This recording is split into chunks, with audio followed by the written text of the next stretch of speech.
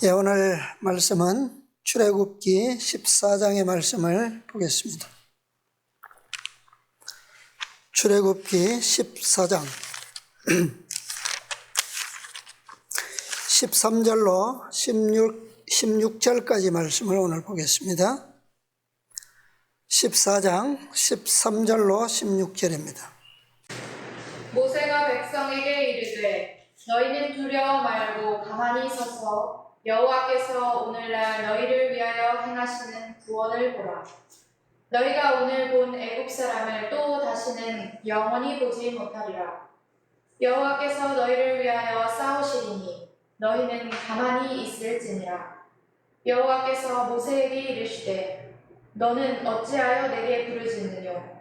이스라엘 자손을 명하여 앞으로 나가게 하고 지팡이를 들고 손을 바다 위로 내밀어 그것으로 갈라지게 하라. 이스라엘 자손이 바다 가운데 육지로 행하리라. 아멘. 이제 이스라엘 백성들은 사면이 위기로 둘러싸인 곳에서 원망할 때에 하나님께서 모세를 통하여 어떤 구원을 행하실지를 보여주셨습니다. 그리고 그 구원을 위하여 한 명령을 주셨는데 그것은 바로 보이지 않지만 비록 가려져 있지만 그 구원의 길을 향하여 앞으로 나아가라 라고 하는 명령을 주셨습니다. 자, 이 말씀 가운데 보면 너희가 오늘 본 애굽 사람을 또 다시는 영원히 보지 못하리라. 이것은 그들의 이 두 번째 큰 구원과 아주 불가분의 관계에 있는 상황입니다. 이제 애굽 사람을 이 구원이 이루어질 때에 다시는 영원히 보지 못하리라. 여기 애굽 사람은 누굽니까? 지금 이스라엘 백성들을 뒤따라온 애굽 사람이 누구예요? 맨 앞에 바로왕이 있고 또 장관들이 모는 600성의 병거들이 있죠. 그 다음에 그들을 따라 애굽의 모든 군대가 지금 나와 있습니다. 이것은 단순히 애굽 사람이라고 기록되어 있지만 이것은 애굽 전체를 의미하는 거죠. 왕이 와 있고 장관들이 다 나와 있고 그 다음에 나라를 지키는 대표하는 군대들이 다 나와 있어요. 왕과 군대 없는 나라가 될 수 있나요? 나라가 아니죠. 이 애굽 사람을 어떻게 하리라고요? 다시는 영원히 보지 못하리라. 보지 아니하리라가 아니죠. 못하리랍니다. 이스라엘은 앞으로 이 애굽을 영원히 보지 못할 것입니다. 왜냐? 보지 아니하는 것이 아니라 왜 보지 못할까요? 이들은 홍해에서 어떻게 됩니까? 심판받고 그동안의 이스라엘 백성에 대하여 또 하나님의 말씀에 대하여 완고하고 강팍해 된 그들의 마음이 심판받고 완전히 무너지게 될 것이기 때문입니다. 보고자 해도 볼 수 없다는 얘기죠. 이것이 둘째 천사의 기별의 표상입니다. 무너졌도다 큰 성 바벨론이요.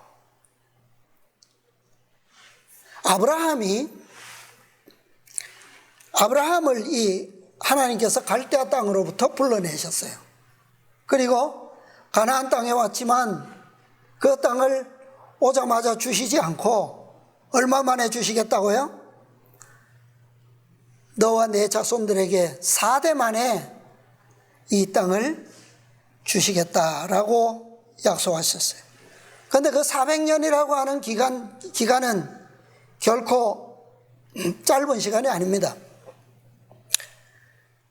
가나안 땅에 살 때에 아브라함 때도 그랬고 이삭 때에도 그랬고 아무튼 위기의 때가 왔어요. 어떤 위기가 왔습니까? 무엇을 만났어요? 그 땅에서 기근을 만났어요. 기근을. 그 기근이 올 때마다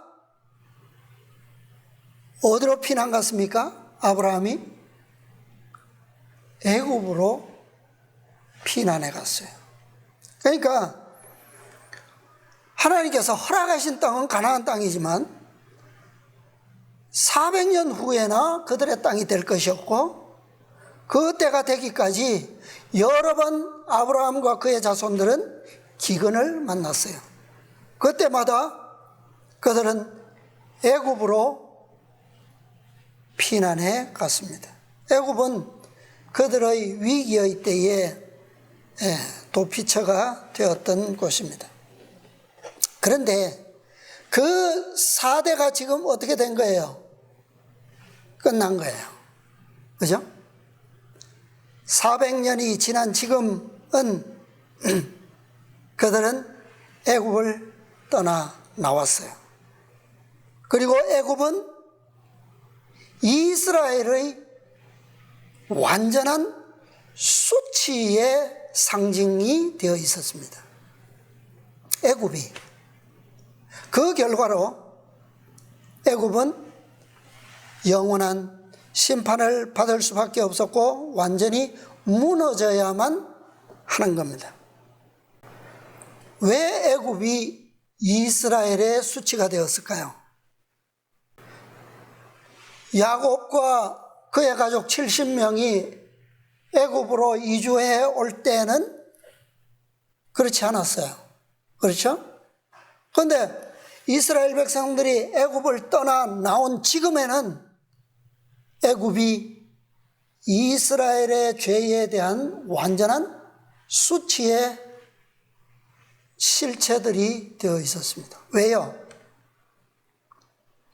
그들이 이스라엘 백성들을 어떻게 했기 때문에 어떻게 했습니까?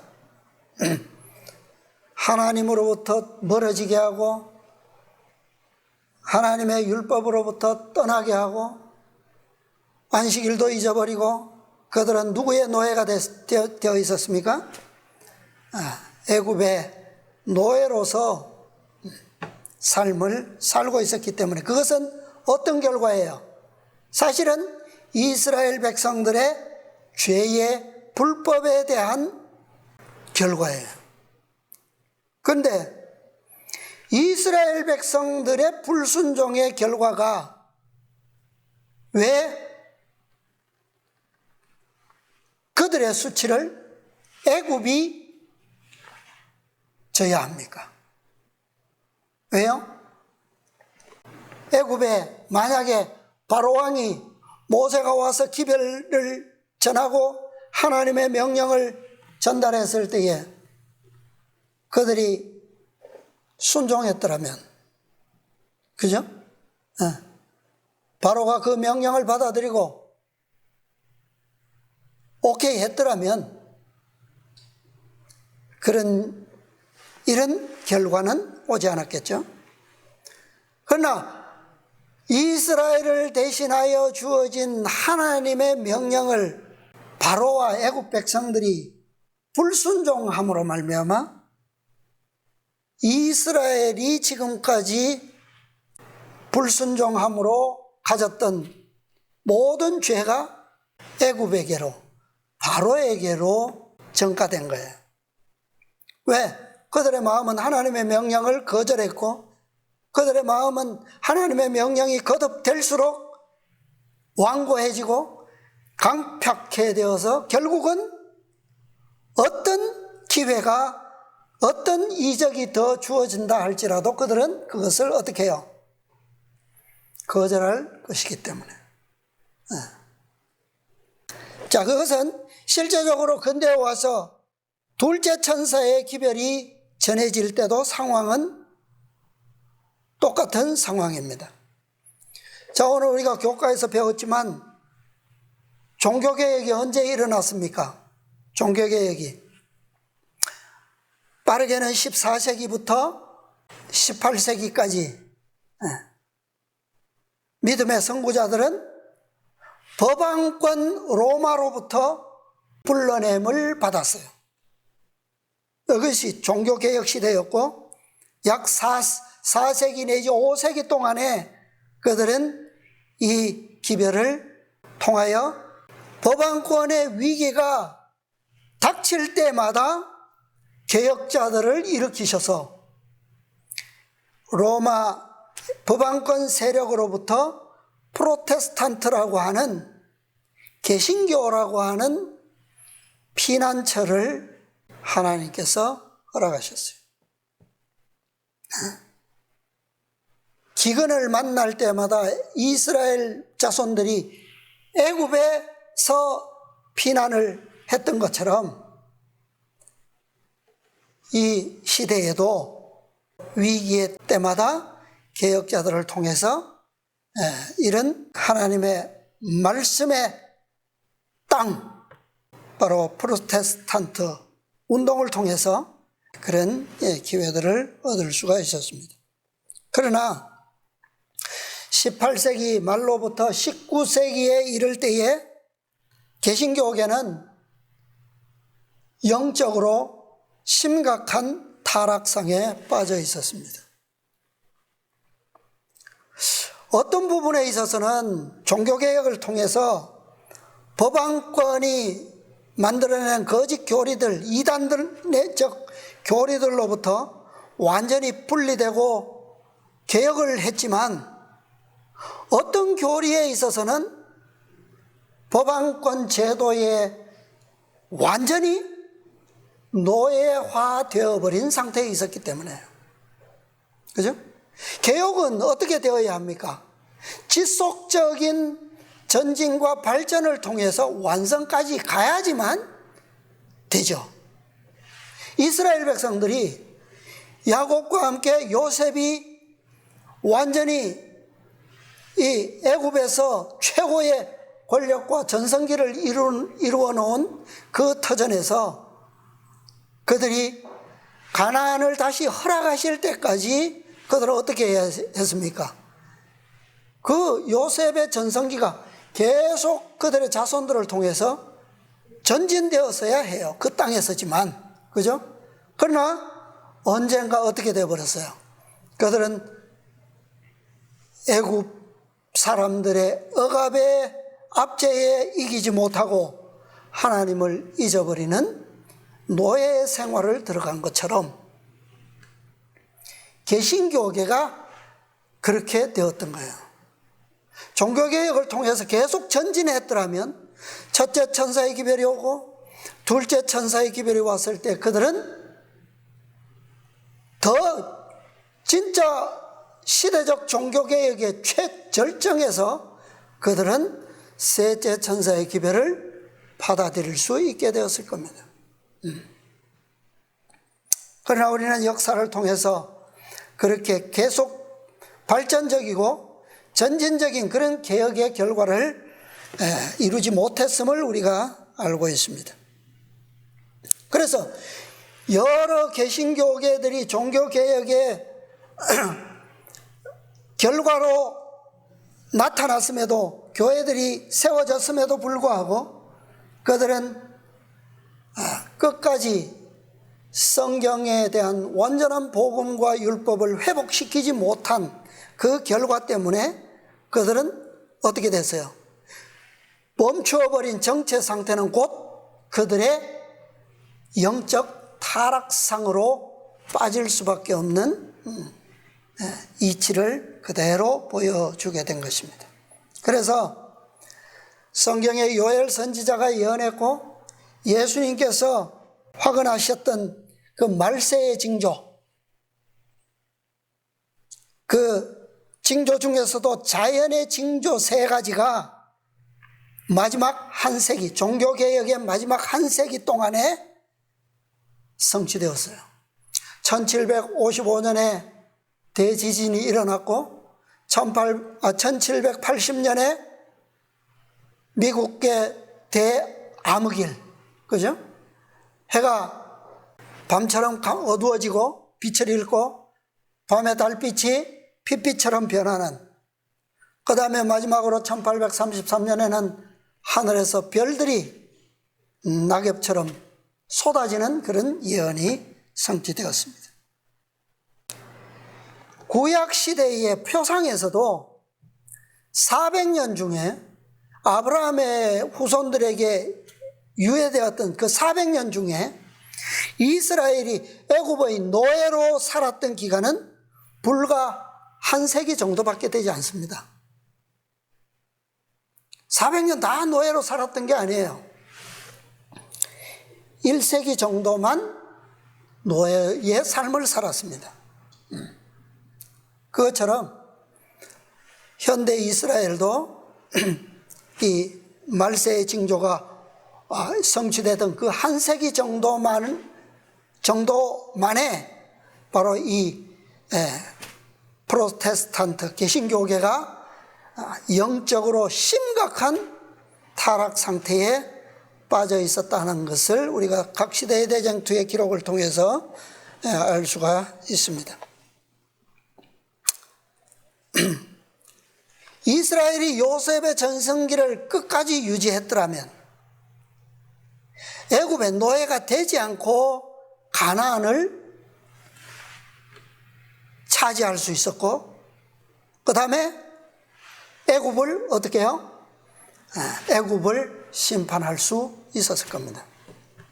그런데 결국 그들의 불순종 때문에 하나님의 명령은 애굽과 그 바로왕에게 어떻게 해요? 아주 그 심판적인 그런 기별들로 왔고, 결국은 그들의 결말은 바로 오늘 우리가 본 이 홍해 바다에서 역사적 심판을 맞을 수밖에 없게 되었습니다. 마찬가지로 이 18세기 프로테스탄트들이 이전에 종교개혁자들의 믿음으로 계속 개혁을 전진시켜서 로마 법안권이 그들에게 전수해왔던 그 잘못된 교리들과 거짓된 가르침, 그것을 완전히 완성할 수 있는 그러한 상태까지 그들을 개혁을 했더라면 바벨론으로부터 개혁했던 그 교리마저도 바벨론화 되지 않고 그 다음에 법안권만 심판시킨 채 바벨론을 무너뜨릴 수 있었을 겁니다. 그러나 그들의 타락성은 결국 그 나라들에게 심각한 재앙적 그 예언들을 성취시키면서 그것을 그들을 심판할 수밖에 없었습니다. 그리고 그들의 그 마지막 개혁 역시도 완전한 성취를 이루지 못하고 아주 미약한 정도밖에는 가능하지 못한 그런 상태에서 기별을 받을 수밖에 없었다라고 하는 겁니다. 그래서 초기문집의 한 말씀을 보겠습니다. 초기문집 237페이지 237쪽의 제목이 둘째 천사의 기별인데요. 자, 첫 문단을 보면요, 교회들이 첫째 천사의 기별을 받아들이기를 거절했을 때 그들은 하늘에서 온 빛을 거절한 채 하나님의 은총에서 떨어져 나갔다. 그들은 자신의 능력을 신뢰하였으며 첫째 기별을 거절함으로 둘째 천사의 기별 가운데 있는 빛을 볼 수 없게 되었다. 그러나 압제를 당하던 하나님의 사랑하는 자들은 바벨론이 무너졌다는 기별을 받고 교회들을 떠났다. 자, 여기에 나오는 첫째 천사의 기별을 받아들이기를 거절한 백성, 그들이 누굽니까? 그들이 그때 당시에 그들이 바벨론이라고 일컫던 법왕권 교회입니까? 아니면 누구예요? 첫째 천사의 기별을 거절한 백성. 여기에 뭐라고 그랬어요? 첫 마디가 누가요? 교회들이 그랬어요. 이 교회들은 누굽니까? 로마 가톨릭이에요? 어느 교회들입니까? 여기 일컫는 첫째 천사의 기별을 받아들이기를 거절한 교회들은 법왕권 가톨릭이 아니고 누구예요? 프로테스탄트들이었어요. 네.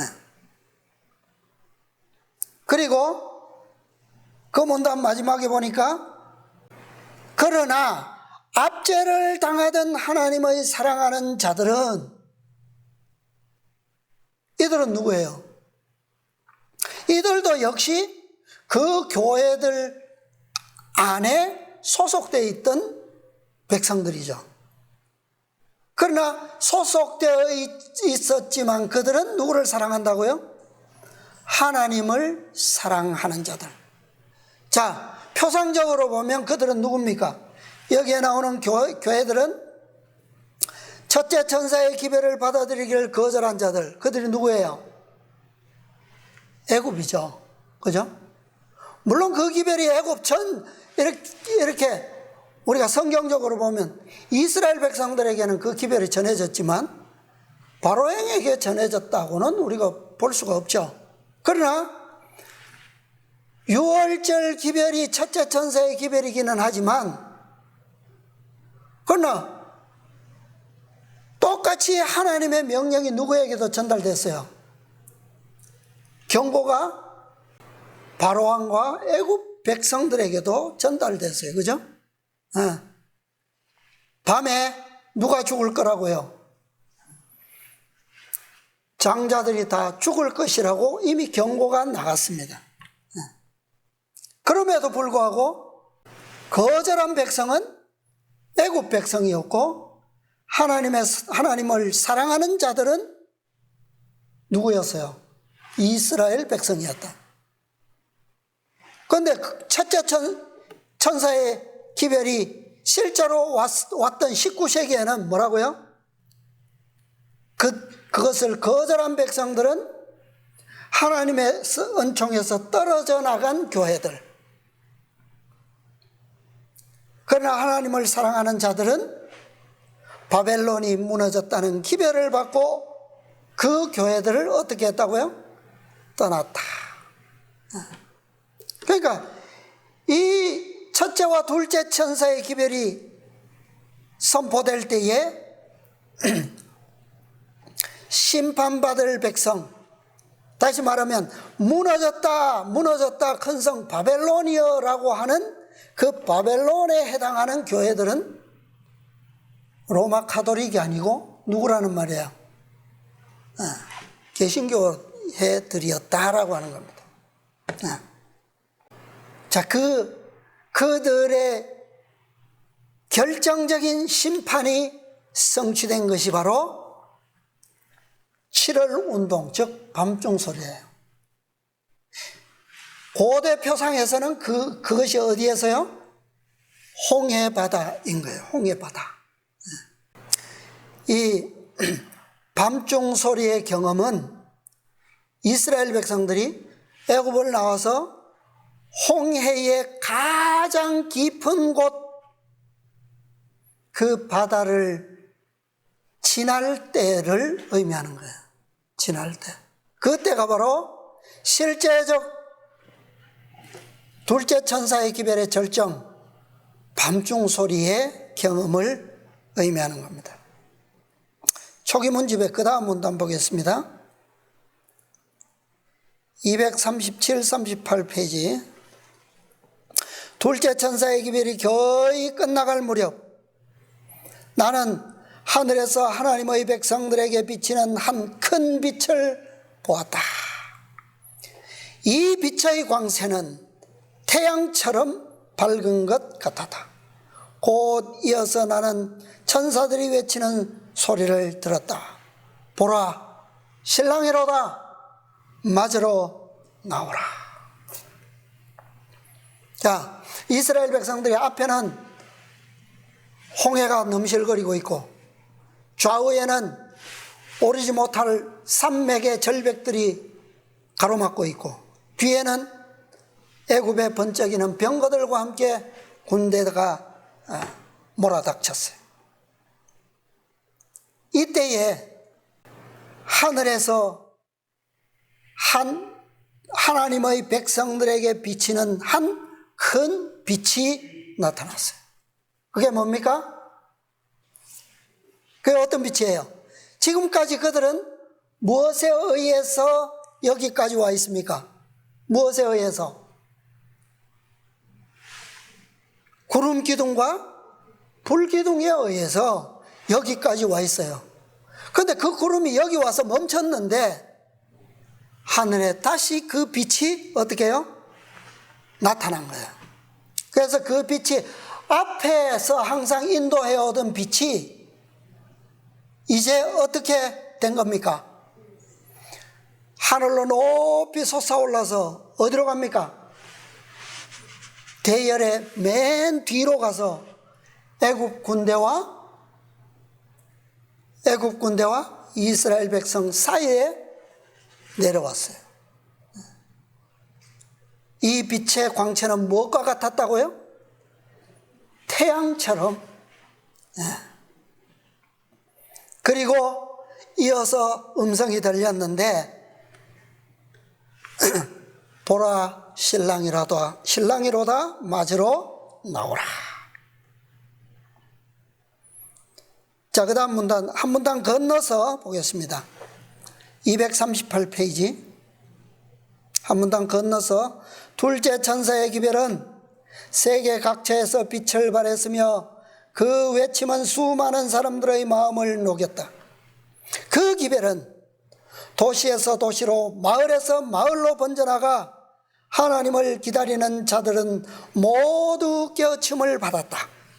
많은 교회들이 이 기별을 거절했으며 산정거를 가진 큰 무리가 이 타락한 교회들을 떠났다. 밤중 소리는 큰 성과를 거두었다. 그 기별은 믿는 자들로 하여금 마음속을 살펴보게 하였고 스스로의 산 경험을 맛보도록 하였다. 그들은 서로를 의존할 수 없음을 알았다. 자, 이 둘째 천사의 기별 밤중 소리는 그들이 영적으로 홍해의 가장 낮은 곳, 그 땅을 지나는 경험이에요. 둘째 천사의 기별이 보라, 신랑이로다. 맞으러 나오라 라고 하는 천사의 기별들이 외쳐졌을 때 그들이 그 기별은 도시에서 도시로, 마을에서 마을로 번져나갔고 하나님을 기다리는 자들은 다 그 음성을 듣고 어떻게 했다고요? 어디를 떠났다고요? 타락한 교회들을 떠났습니다. 그리고 그 기별을 믿음으로 받아들인 백성들은 그들의 마음을 어떻게 했다고요? 살펴보게 되었다.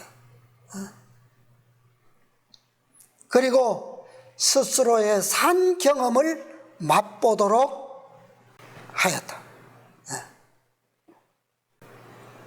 이 첫째 기별이 왔을 때는 그들의 구원이 어떻게 이루어졌다고 했습니까? 개인적으로, 그 다음에 가족별로 그렇게 주어졌잖아요. 그죠? 그러나 지금 이 큰 홍해 바다를 앞두고 있는 지금 여기에서 그들은 부모의 믿음에 자녀들의 구원이 의존될 수 있었던 첫째 기별과는 달리 뭐라고요? 그들은 서로를 의존할 수 없음을 알았다.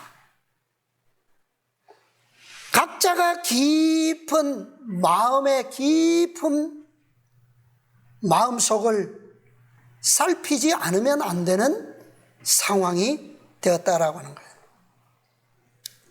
이제 기별은 도시에서 도시로, 마을로, 마을에서 마을로 번져나가야 했습니다. 자, 어떤 기별일까요? 이스라엘 백성들에게 앞으로 아까 성경에서 읽었죠? 뭐 하게 하고 어떻게 하고 15절 내게 부르짖느뇨 이스라엘 자손을 명하여 어떻게 하고 앞으로 나가게 하고. 앞은 사실은 어떻게 되어 있는데요, 지금? 앞은 홍해의 깊은 파도의 물결로 지금 막혀 있잖아요. 그렇죠? 자, 1844년 밤중 소리의 때에도 그렇습니다. 그들이 막혀 있을 때에 하나님의 명령은 뭐예요? 그럼에도 불구하고 말씀을 따라서 뭐 하라는 거예요? 전진하라는 거예요. 그때에 그들이 믿음으로 타락한 교회들을 떠나서 다시 외쳐진 그 기별을 전진하라고 하는 그 말씀을 따를 때에 그들은 길이 열린 바 된 것을 알았어요. 그 길을 보고 들어간 사람들은 이제는 이 바다를 뭐 하기까지는, 깊은 바다를 지나기까지는 어떨까요? 그들의 구원이 아직 완전히 성취되지 않았고 그들은 끊임없이 하나님의 명령, 전진하라라고 하는 그 명령을 마음에 새기고 자신을 돌아보지 않으면 안 돼요. 그렇죠? 거기에서 멈춘다는 어때요? 멈추게 되면 그들의 구원은 거기서 끝나는 겁니다.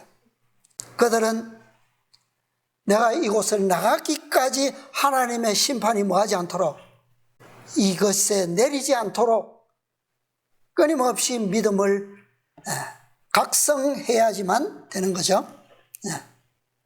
자, 이것은 뭐냐? 깊은 바다는 곧 자아의 죽음을 의미하는 거예요. 이사야 44장 22절입니까? 그 다음에 미가서에 나오는 말씀처럼 우리의 죄를 어디에요? 깊은 바다에. 그것이 바로 어디예요? 이스라엘 백성들이 출애굽에서 가나안에 가기까지 가장 깊은 곳을 지난 경험이 어느 경험입니까? 이곳이에요. 지금 홍해바다. 이곳에서만 유일하게 그들의 무엇을 버릴 수 있어요? 자아를 장사 지낼 수 있는 유일한 곳입니다. 그렇죠? 이것은 자아의 죽음을 의미하는 무덤이에요. 그리고 이곳에서의 구원은 뭐예요?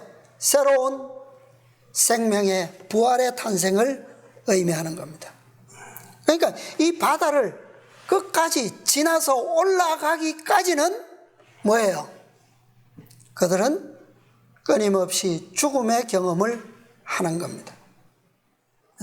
그것이 바로 밤중 소리의 때에 기별을 믿고 받아들인 백성들의 영적 경험입니다. 예수님께서 사흘 동안 무덤에 계시던 그 경험이에요. 이 경험이 바로 지성소에서 단 하룻밤 사이에 죽은 지팡이에서 뭐가 났어요? 싹이 나고 꽃이 피고 열매를 맺게 했던 그 생명의 시작인 겁니다. 시작. 그래서 이스라엘이 이 깊은 바다를 지나는 죽음의 심판, 이것은 바로 그 그들에게서부터 온 것이 아니라 누구로부터 온 거예요? 애굽으로부터 온 거예요. 애굽으로부터. 그죠? 왜냐하면 이스라엘의 조상들은 다 어떤 하나님을 섬겼습니까? 아브라함의 하나님, 이삭의 하나님, 야곱의 하나님, 창조주 하나님을 믿고 섬기던 신앙을 했어요. 다.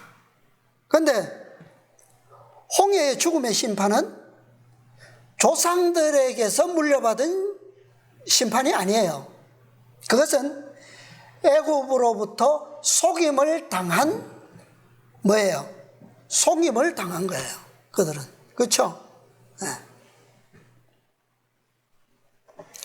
이제 이 심판은 애굽의 죽음과 멸망을 통해서 그들의 구원이 확증되는 겁니다. 완전히 성취되는 거예요. 네. 애굽이 살아있는 한 그들의 구원은 완전히 이루어질 수가 없어요. 네. 그렇죠? 왜? 애굽에서 살 때에 그들이 노예가 된 것은 애굽의 무엇을 통해서? 압제 정책을 통해서 그들이 그렇게 된 거기 때문에 결국 하나님을 잃어버리고 하나님의 율법으로부터 떠나게 된 것은 그들 자의가 아니라 누구로부터요? 애굽의 압제로부터 된 거예요. 그러므로 그들의 불순종과 그들의 죄로 인하여 심판받을 멸망은 그들에게서 된 것이 아니라 누구로부터요? 애굽으로부터 된 것이기 때문에 그들의 심판은 곧 누구로 완성되어야 합니까? 애굽의 멸망으로 완성되어야 되는 겁니다. 그래서 이 경험은 한때 프로테스탄트들의 피난처였던 개신교회, 그러나 법왕권의 노예가 되어서 그들이 얻게 된 거짓된 교리에 대한 심판, 무너짐, 그것은 바로 그 교회들이, 이 기별들을 거절한 교회들이 심판받고 무너져야 할 때가 되었다라고 하는 것을 가리키고 있는 겁니다. 그 무너진 바벨론은 법왕권 바벨론이 아니에요. 물론 거기도 포함되겠지만 궁극적으로 둘째 천사의 기별이 가르치는 바벨론의 무너짐은 바로 첫째 천사의 기별을 거절하고 둘째 천사의 기별을 거절한 교회의 심판이라고 하는 거예요. 그래서 이제 교회는 바벨론에 의해서 무너졌던 그 하나님의 율법을 회복할 때가 된 것입니다. 더 나아가서 교회는 하나님께 예배하고 교통할 성소를 세우고 그 성소에서 봉사할 제사장들을 세워야 할 때가 왔다라고 하는 거예요. 이 일이 곧 앞으로 선포될 뭐예요? 시내 산에서 선포될 기별입니다. 셋째 천사의 기별. 그것을 통해서 이루어질 거예요.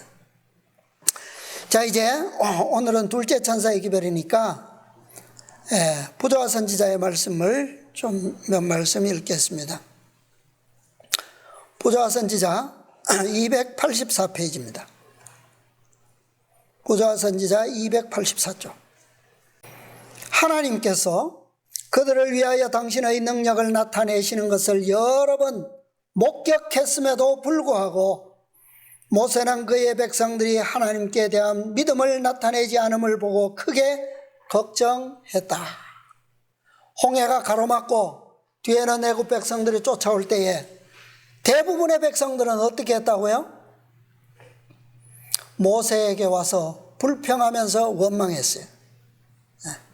그중에 소수의 백성들은 하나님께 부르짖는 믿음의 백성들도 있었어요. 그러나 그들은 소수에 불과했습니다. 그가 하나님의 명백한 명령을 따라 행했는데 어찌하여 그들이 처한 위험과 어려움을 인하여 모세를 비난할 수 있단 말인가? 진정 하나님께서 그들을 구출하시기 위하여 친히 개입하지 않는 한 구원받을 가능성은 전혀 없었다. 그러나 하나님의 지시에 순종하여 이곳까지 온 모세는 조금도 그 결과를 두려워하지 않았다. 모세는 백성들에게 침착하고 확신 있게 너희는 두려워 말고 가만히 서서 여호와께서 오늘날 너희를 위하여 행하시는 구원을 보라. 너희가 오늘 본 애굽 사람을 또 다시는 영원히 보지 못하리라. 여호와께서 너희를 위하여 싸우시리니 너희는 가만히 있을지니라고 대답하였다. 자, 첫째 기별에서처럼 그들이 애굽으로부터 구원받기 위하여 그들이 할 수 있는 것은 아무것도 없었습니다. 애굽의 군대와 맞서기 위해서 그들이 할 수 있는 게 뭐가 있어요? 아무것도 없는 겁니다. 단지 그들이 할 수 있는 것이 있는데 그게 뭐라고요? 너희는 두려워 말고 가만히 서서 여호와께서 오늘날 너희를 위하여 행하시는 구원을 뭐하라? 보라. 그것만 할 수 있을 뿐이에요. 그것만. 자, 그 다음 문단 또 보겠습니다. 이스라엘의 무리를 여호와 앞에서 잠잠히 기다리게 하는 것은 쉬운 일이 아니었다. 훈련과 자제력이 부족한 그들은 난폭하고 분별력이 없었다. 아주 중요한 내용입니다. 무엇이 부족했다고요? 훈련과 자제력이 부족했다. 그들은 무엇이 없었다고요? 분별력이 없었다.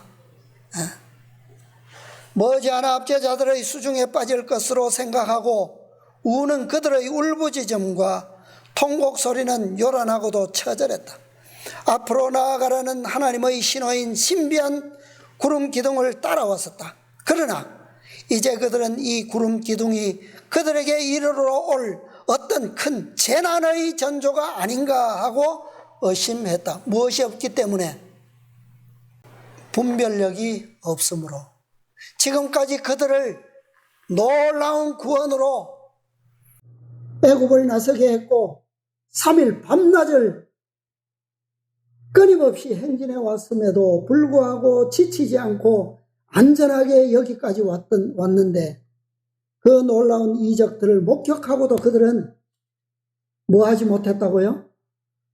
훈련이 배우지 못했던 결과 그들은 그 축복의 상징인 구름 기둥과 불 기둥을 보면서도 그것이 무엇으로 밖에 보이지 않았다고요? 재난의 전조로밖에 볼 수 없었다는 거예요. 왜냐하면 그것이 산반대 쪽에 있는 지나가지 못할 이 길로 그들을 인도해 오지 않았던가라고. 이리하여 그들의 현혹당한 마음에는 하나님의 천사가 무엇으로 보였다고요? 재난의 전조로 보였다. 광야는 뭐 하는 곳이었다?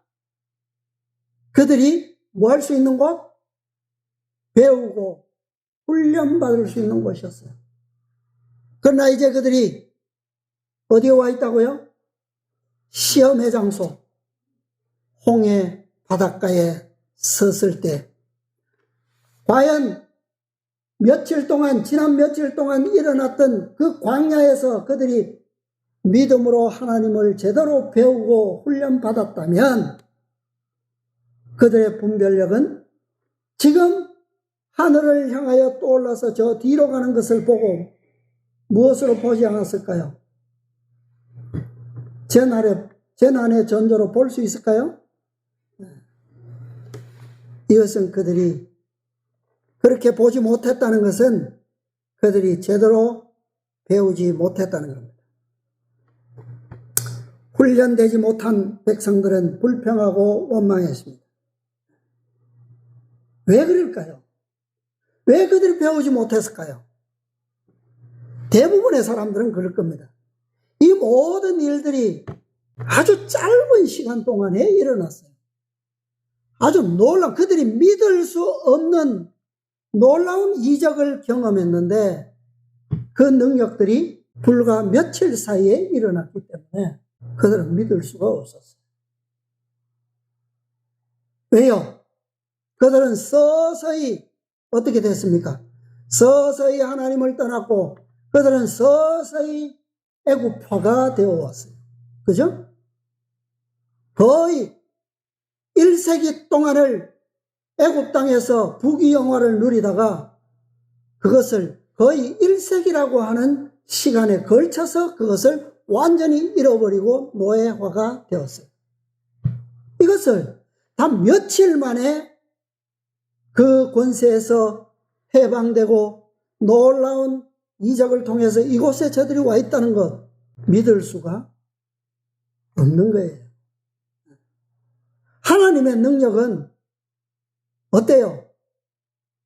하나님의 말씀은 어떤 능력을 가지고 있습니까? 말씀하시면 어떤 것도 가능하죠. 그런데 사단이 가르치는 교육은 어떻습니까? 진화론은 수천만 년, 수억만 년, 지금 지구가 몇 년 되었다고요? 46억 년 됐대요. 그러니까 이스라엘 백성들이 이걸 깨닫는 것이 쉬웠을까요? 단 며칠 만에 그들이 평생을 통해서도 배울 수 없었던 그 능력을 며칠 만에 가르쳐 주는데 배우는 게 쉬워요? 네.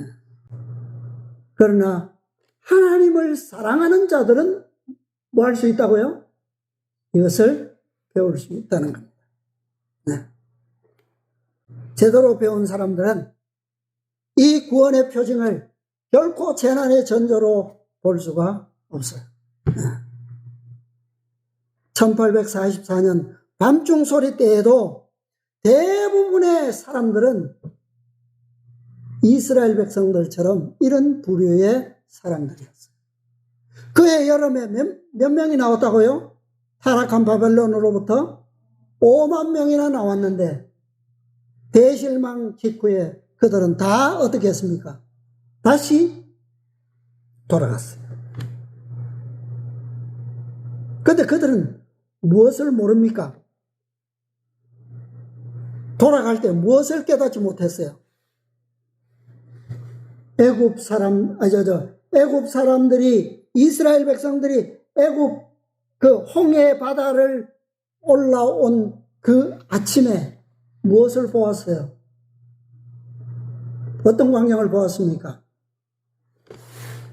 홍해 바다에서 죽은 무엇을 보았다고요? 애굽 사람들의 시체들을 보았어요. 대실망 직후에 돌아간 사람들은 이 사실을 전혀 깨닫지 못하는 사람들이에요. 그들이 지나온 밤중 소리의 경험은 결코 다시는 돌아갈 수 없는 곳이요, 다시는 그들을 만나지 못하는 사람들이라고 하는 것을 깨닫지 못한 사람들.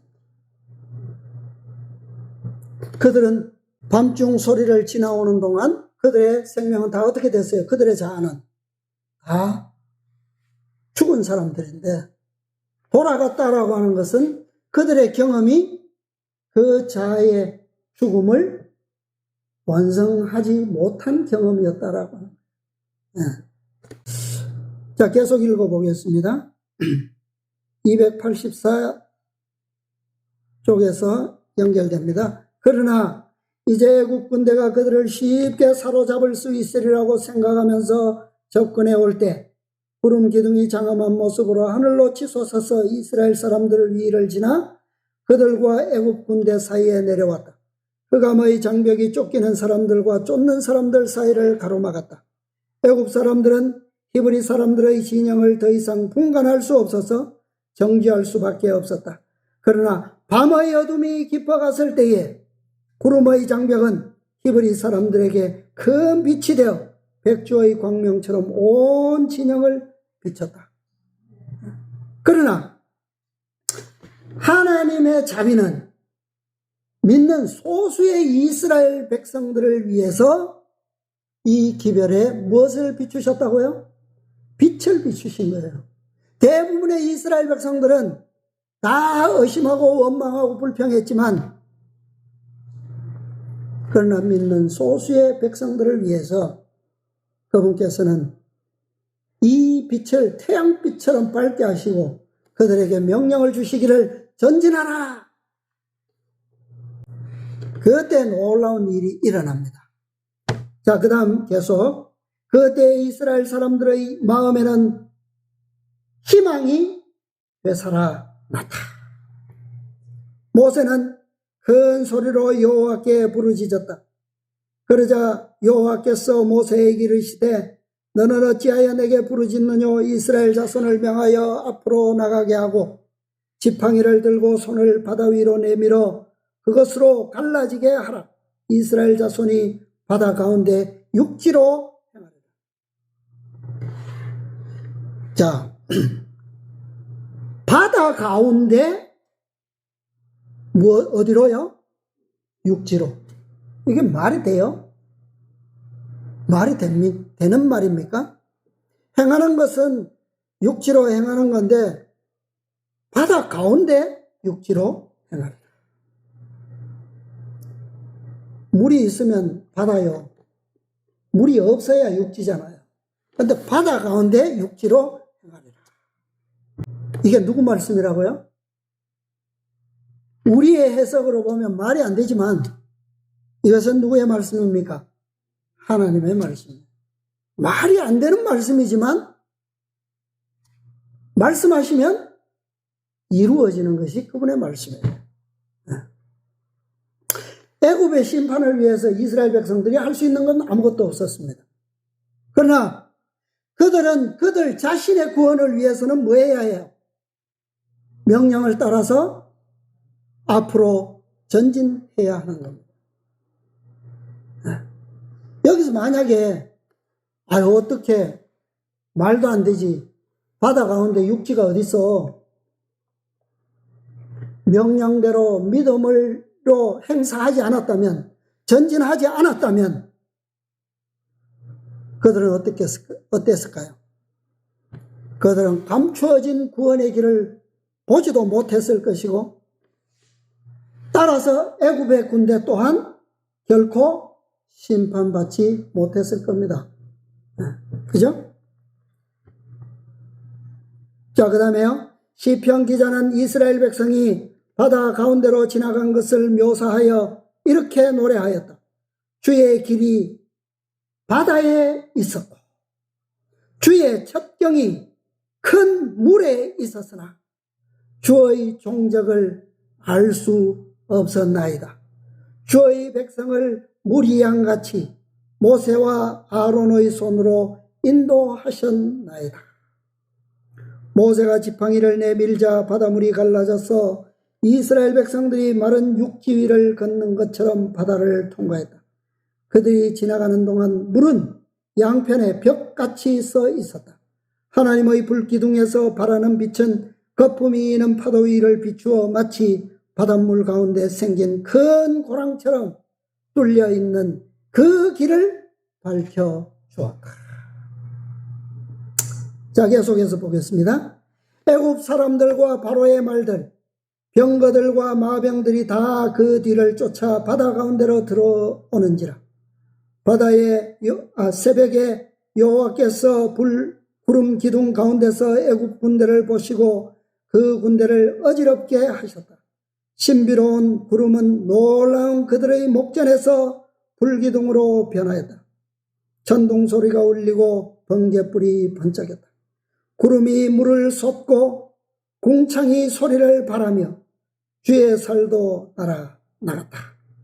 회오리 바람 중에 주의 우려의 소리가 있으며 번개가 세계를 비치며 땅이 흔들리고 움직였나이다. 애굽 사람들은 혼란과 낙담에 사로잡혔다. 그들은 자연력의 노호 가운데서 분노하신 하나님의 음성을 듣고 발걸음을 돌려 떠나온 해안으로 돌이켜 도망하고자 노력하였다. 지금까지 애굽 땅에서 내렸던 열 재앙은 그들이 무엇으로 돌렸어요? 그냥 자연적 현상으로 돌려버렸기 때문에 그들이 뭐 했습니까? 이스라엘 백성들을 도로 잡아가기 위해서 여기까지 따라왔잖아요. 그런데 지금 홍해 바다 속에서 그들은 무엇을 깨닫습니까? 비로소 이것이 자연의 분노지만 그 안에 누구의 음성이 있다고요? 하나님께서 분노하신 음성을 그들은 깨달았어요. 그것을 깨달을 때에 하나님께서 그들에게 무엇을 하시는 겁니까? 그러나 모세가 지팡이를 내밀자 노호하며 먹이를 삼킬 것처럼 으르렁대던 사였던 물이 쏴 소리를 내며 급히 합쳐져서 애굽 군대를 그 침침한 깊은 물 속으로 삼켜버렸다. 이것은 애굽 군대가 최종적으로 무엇을 깨달았다는 겁니까? 창조주의 위대하심을, 그리고 그들이 누구의 명령을 거절하고 그들의 마음을 최종적인 죄의 잔이 차기까지 완고해 했다는 것을 깨달을 때 하나님께서 얼마나 오래도록 참으셨는가를 그들이 깨닫고 하나님은 공의롭다라고 하는 것을 그들이 깨달을 때 모세가 뭐 한 겁니까? 지팡이를 내민 거예요. 이것이 바로 세계 최강 애국 군대의 침몰. 그것은 곧 이스라엘의 자아입니다. 이스라엘의 자아. 둘째 천사의 기별은 우리의 자아가 믿음으로 깊은 홍해에 침몰되어서 다시는 영원히 보지 못하는 경험의 기별이에요. 오늘 우리의 생애에서 우리의 자아가 나타나고 있다면 어떤 경험이 안 된 거예요? 완성되지 못한 거예요. 둘째 천사의 기별이 완성되지 못한 겁니다. 오늘날 셋째 천사의 기별을 받았다고 하는 수많은 사람들이 이 경험을 체험하지 못한 채 살고 있어요. 그런 사람들은 어디로 가야 할까요? 다시 어디로 가야 할까요? 광야로 돌아가야 합니다. 애굽으로 돌아가는 게 아니라 광야로 돌아가야 돼요. 광야에 나가서 다시 배우고 다시 훈련받아야 합니다. 첫째 천사의 기별을 다시 뭐예요? 다시 배우고 그리고 시험의 바다 앞에 서야 돼요. 그러나 배우기를 원하는 사람들은 분명히 하나님께서 그를 광야로 인도하실 거예요. 광야로. 기회를 다시 허락하실 겁니다. 그리고 그들을 다시 시험의 바다로 인도하시고 다시 깊은 홍해의 경험을 얻게 하실 겁니다.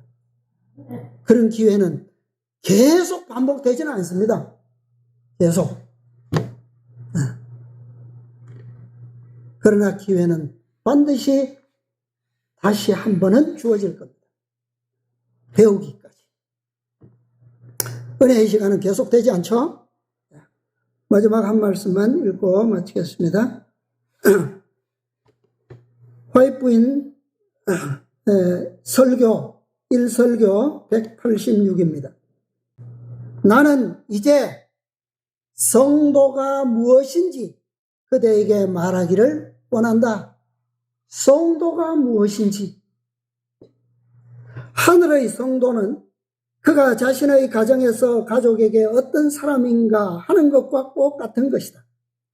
그가 가정에서 그리스도인이라면 그는 교회에서도 그리스도인이다. 그는 하늘에서 훌륭한 그리스도인이 될 것이다.